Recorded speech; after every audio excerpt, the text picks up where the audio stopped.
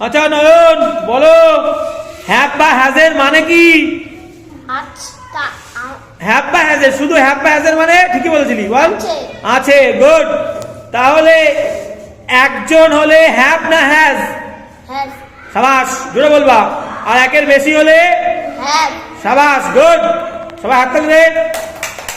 এবার নয়ন বলো, কিন্তু আয়ের পরে কি বসে? হ্যাভ, জোরে বলো। তাহলে আই মানে কি? আমি। তাহলে আই হ্যাভ মানে আমার আছে। গুড। আর তুমি ইংলিশ কি? ইউ। ইউ। তাহলে ইউ এর পরে হ্যাভ বসবে না হ্যাজ বসবে? হ্যাভ। সাবাস। ইউ হ্যাভ মানে তোমার আছে। তোমার আছে, গুড বয়। সাবাস, সবাই হাত তালি দে। আচ্ছা গুড, ঠিক আছে। এবার নয়ন হাত ছড়াও। এবার নয়ন বলো, যদি বলি যে তারা, তারা ইংলিশকে কি হবে? তারা ইংলিশ দে। তারা ইংলিশ দে। একজন না একের বেশি? একের বেশি। তাহলে একের বেশি হলে হ্যাভ হবে না হ্যাজ হবে? হ্যাভ। হ্যাঁ হবে, সাবাস। তাহলে দে হ্যাভ, তাই তো? তাহলে দে হ্যাভ মানে কি? দে হ্যাভ মানে, দে হ্যাভ মানে তাদের আছে। গুড।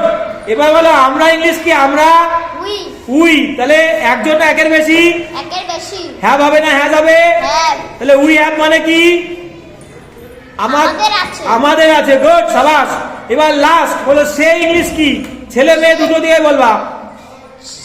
সি বা হি? সি বা হি, সাবাস। তাহলে এবার সি বা হি একজন না একের বেশি? একজন। একজন হলে হ্যাজ না হ্যাভ হবে?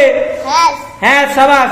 তাহলে হি হ্যাজ মানে কি? হি হ্যাজ হি হ্যাজ মানে মানে তার। তার আছে। সি হ্যাজ মানে তার আছে। সাবাস, গুড। হাততালি দাও সবাই।